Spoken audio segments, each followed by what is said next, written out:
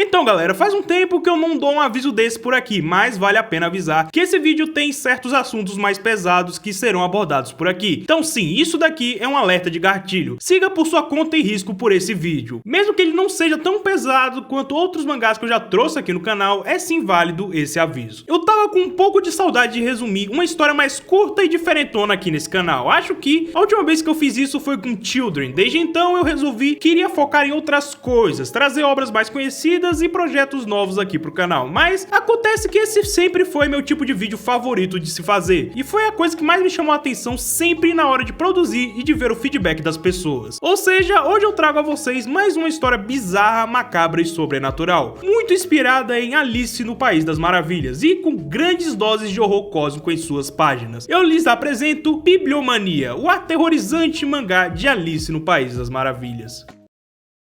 Bem, antes de começar essa história eu tenho dois avisos importantes. Primeiro, caso alguém queira ler o mangá ou alguma parte interessante que eu deixei no meio do vídeo, saiba que a leitura é feita de maneira ocidental, ou seja, da esquerda para a direita. Acho importante falar isso, uma vez que eu mesmo me confundo bastante com esse tipo de coisa, visto que esses dias um amigo meu me mandou uma imagem de um HQ do Superman e eu não entendi nada, por causa que eu li tudo no sentido errado. Ou seja, eu entendo bem que possa haver muita confusão envolvendo esse tipo de coisa. Outro aviso é que essa história é meio que dividida entre passado e futuro no início da sua narrativa. Mas eu vou pular todas as partes que estão no passado e contar todas de uma vez mais futuramente no vídeo. Tendo deixado tudo isso estabelecido, vamos direto ao mangá, que começa de uma forma bem bacana e curiosa. Ocorre uma citação bíblica, claro, para combinar com o nome da obra, mas ela é curiosa e vai fazer muito sentido no futuro, mesmo que só no final. A citação é simples: ainda tenho outras ovelhas que não são deste aprisco. É necessário que eu as conduza também. Elas ouvirão a minha voz e haverá um só rebanho e um só pastor. João 10:16. Em seguida, temos a apresentação de uma narração pelo ponto de vista de um ser misterioso e faminto, que declara a sua fome, devorando tudo e todos em seu caminho. Em um momento, uma menina até chega a denominar a criatura como uma serpente, mesmo que sua aparência não nos seja revelada neste momento. Logo após isso, somos apresentados a um quarto branco, onde uma menina acaba de acordar e se depara com nada mais, nada menos que uma porta à sua frente. Ao olhar para sua mão, ela percebe que tem um número escrito nela, 431.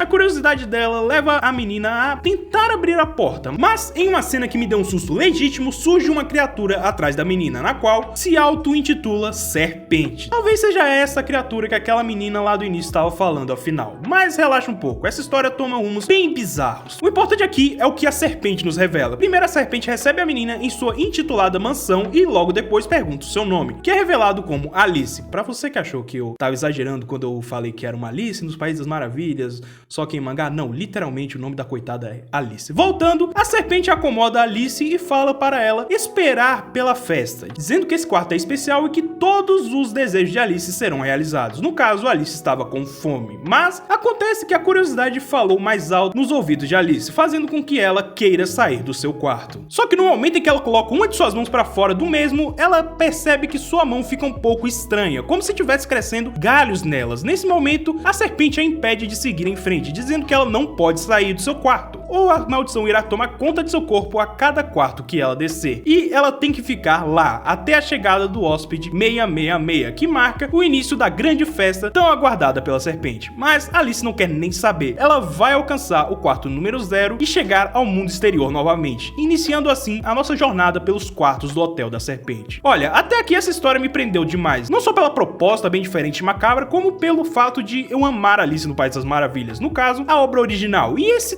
toque mórbido que algumas páginas têm me dá uma sensação de perigo e uma vibe meio Coraline, o Mundo Secreto, que é minha obra literária favorita e que tem um filme animado que mistura as duas coisas que eu mais gosto nesse mundo, terror e cartoon, dando aquele toque infantil misturado com esse ambiente sombrio, uma parada parecida com O Estranho Mundo de Jack, que eu também gosto bastante, sem contar que essa porra desse mangá me deu sustos reais. Eu levei susto com papel, irmão. A última vez que isso tinha acontecido comigo foi com Gyo, ou seja, faz bastante tempo já. Mas enfim, voltando ao mangá, no primeiro quarto de número 430, a gente tem um ambiente meio tradicional japonês, com um samurai gigantesco gritando pecador. Nesse momento surge um cara com a cabeça de cubo, que assume o seu pecado, o de praticar bullying com uma pessoa por diversão. Logo, a gente descobre que essa pessoa que sofria esses ataques era o próprio samurai gigante, que usou o poder do seu quarto para matar sempre a mesma pessoa pelo resto da eternidade em um ciclo de ódio sem fim. No próximo quarto de número 413, Alice começa a cair, mas mas não para o chão, e sim para o céu, aterrissando em um pássaro, já que esse era o desejo do hóspede desse quarto, se ver livre das fronteiras marcadas pelo solo. Nesse quarto a gente também descobre que a serpente não pode sair da mansão por causa do sistema. Nos levando ao próximo quarto, 385. Aqui nós já vemos uma mudança bem drástica no corpo da Alice, com seu braço todo consumido pela maldição, e logo ela é surpreendida por um monstro que cai do céu e se prepara para atacá-la. Por sorte, ela é salva por uma espécie de super-herói, o dono desse quarto, que usou seu poder para vivenciar na pele todas as suas obras favoritas, como jogos e mangás, mas ele usava esses entretenimentos de maneira errada e descontrolada, tanto que essa é a sua aparência real. E em um momento ele chega até mesmo a discutir com um monstro que simula o seu pai ou sua mãe. Não dá pra saber, mas é alguém da sua família que fica reclamando do seu estilo de vida, finalizando toda a sua aventura sempre com a ilusão genérica de várias mulheres aos seus pés. E saindo desse quarto a gente tem um avanço bem rápido por diversos outros quartos com os mais diversos tipos de universos dentro dele, bem como a Alice está com a maldição tomando seu corpo cada vez mais, até que ela para no quarto 285, percebendo que se tratava de um quarto mais comum, algo mais voltado para a realidade, chegando até mesmo a cogitar chamar o seu hóspede para acompanhar ela em sua jornada até o quarto número 0, uma vez que ele parecia apenas querer viver normalmente com a sua família. Infelizmente, esse hóspede não aceita a proposta, ficando até irritado com ela. Acontece que esse homem era um professor de ética, mas ele não era capaz de aplicar essa tal ética que ele tanto ensinava em suas aulas na sua vida cotidiana, principalmente com a sua família, o que fez com que seu filho e sua mulher o abandonassem, deixando ele perdido na vida e usando o quarto como um refúgio daquilo que ele perdeu, pois ele também está amaldiçoado, mas por uma maldição muito pior, a maldição chamada tempo. É tanto que ele não estava comendo qualquer tipo de comida em seu prato, ele estava sim comendo as engrenagens de um relógio, em um ponto que chega a rasgar as suas bochechas. A maior reflexão que ficou desse encontro foi a pergunta: por que eu sairia desse quarto? Aqui eu tenho tudo que eu preciso. Um questionamento que na minha opinião vale muito hoje em dia, principalmente quando olhamos para as nossas vidas. E nesse momento aqui eu preciso contar aquela história do passado que eu ocultei anteriormente. Claro, ela não é nada demais, é bem curta, mas é importante para a compreensão do resto da narrativa. Primeiro a gente tem esse quadro da cidade, onde aparentemente houve algum tipo de batalha, principalmente se você prestar atenção nessa silhueta aqui nos prédios. Talvez isso tenha a ver com a chegada da serpente no mundo real. E é nesse cenário peculiar que Alice está caminhando bem feliz da vida, até que ela sente um cheiro familiar, o cheiro que ela diz ser do seu irmão. Nisso ela passa por diversos lugares interessantes nesse mundo caótico, escadas, fios de eletricidade e até mesmo armas gigantescas e estranhas, armas essas que são muito presentes durante toda a caminhada que Alice tem por essas ruínas, mas finalmente ela consegue achar aquilo que cheirava ao seu irmão, então ela leva ele para casa, abre e revela que na verdade todo aquele mundo em que ela estava não era uma mansão com 666 quartos, mas sim um livro de 666 páginas que suga qualquer um que o abra. Tendo deixado isso bem claro, vamos voltar para a jornada de Alice nas páginas desse livro. Ah, mas guarde a informação do cheiro do irmão dela, isso vai ser importante mais para frente. Prosseguindo, agora ela está em uma página onde tem apenas uma mulher se olhando no espelho, rodeada por flores. A página 276, em que essa mulher a questiona o motivo dela querer sair do livro, já que o mundo real é apenas dor e nada mais. A afirmação essa aqui é rebatida com uma pergunta de Alice sobre se a mulher não tem nenhuma família esperando por ela no outro lado. E nesse momento a sua bela face se transforma em um rosto grotesco e espinhento, onde ela conta como a sua vida não era boa e que seus familiares talvez nem ligassem se ela morresse, uma vez que tudo o que ela fazia era lhe dar apenas despesas médicas, levando uma mulher ao seu limite, em que ela tentou tirar a sua própria vida. Agora ela vive nesse mundo onde ela finalmente pode viver para sempre, inundando assim as páginas com lágrimas de sangue e fazendo com que Alice, muito mais fraca agora do que antes, siga adiante. Mas antes, a gente tem a visão de algumas pessoas presas em um lugar estranho, com fendas em seus olhos, clamando por ajuda. E essa imagem também vai ser bem importante. Mas enquanto isso não chega, Alice, quase completamente consumida pela maldição, prossegue para a página 200 268. Nela ocorre algo diferente, pois não tem ninguém lá, já que, assim como Alice, o seu dono decidiu que queria avançar para a página 0 do livro, o que resultou em sua morte, com a sua alma se transformando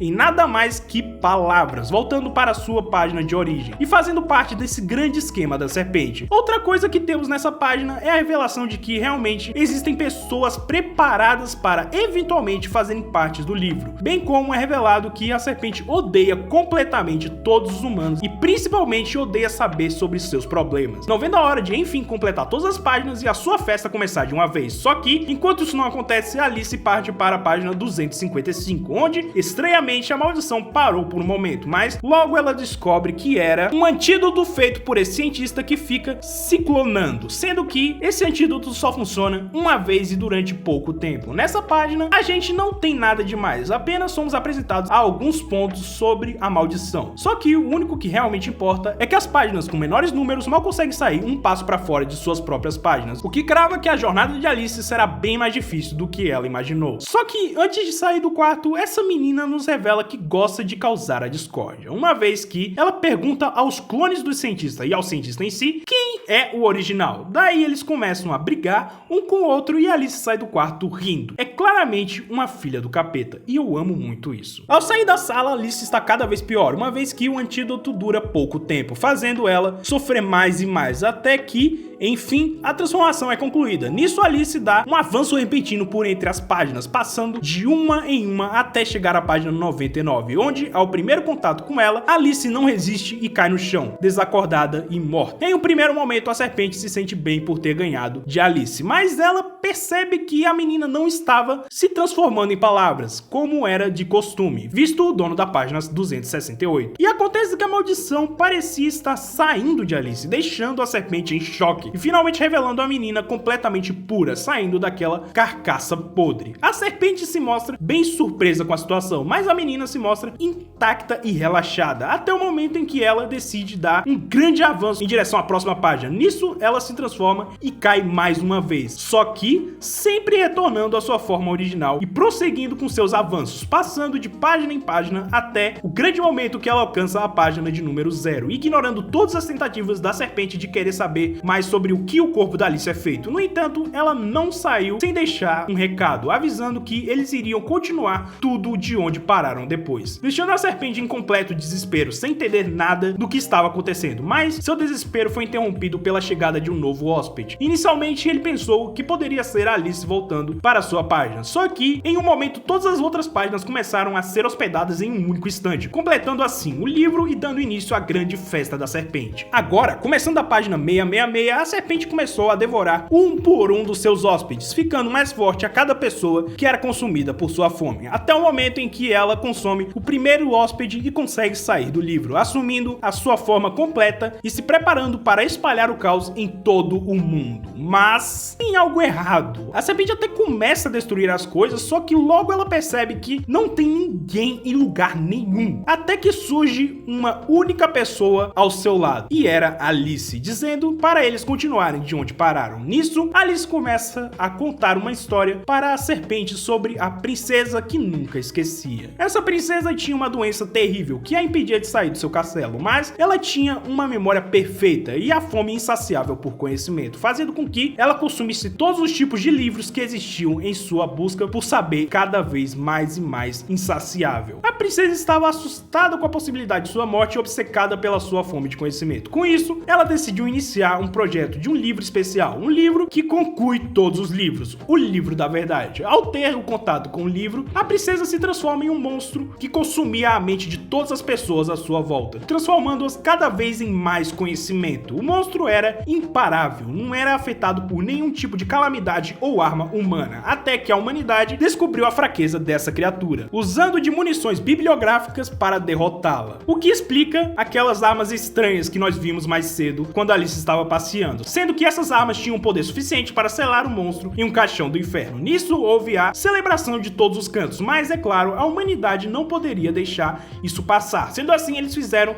suas próprias versões do livro da verdade, com menos páginas, apenas 666, os espalhando por todo o mundo como uma espécie de arma, mesmo que a maioria dos humanos prefira esquecer esse momento, mas era impossível de se esquecer, já que vários anos após a Grande Guerra, o livro da verdade se abriu mais uma vez, consumindo tudo em seu caminho, só que ele estava tão forte que nem as munições especiais foram capazes de fazer alguma coisa contra ele, uma vez que, naquele momento, o monstro se via satisfeito, a ponto de voltar à sua forma original e ficar de boa, que no caso é a Alice, e ir atrás de um de seus irmãos, que no caso são os livros que eram cópias do livro da verdade. Tudo que a Alice queria era saber o que tinha dentro dos seus irmãos e o que acontecia quando eles eram libertos, tanto que, quando ela saiu de dentro do livro, ela forçou a entrada do resto das pessoas nas páginas para esse feito, e ao terminar de revelar a história para a serpente, Alice finalmente mostra sua verdadeira forma, consumindo seu irmão e todo o conhecimento que havia dentro dele. Desse modo, ela declara que a sua maior felicidade é ler a alma das pessoas, mesmo que não tenha mais ninguém para ela ler agora.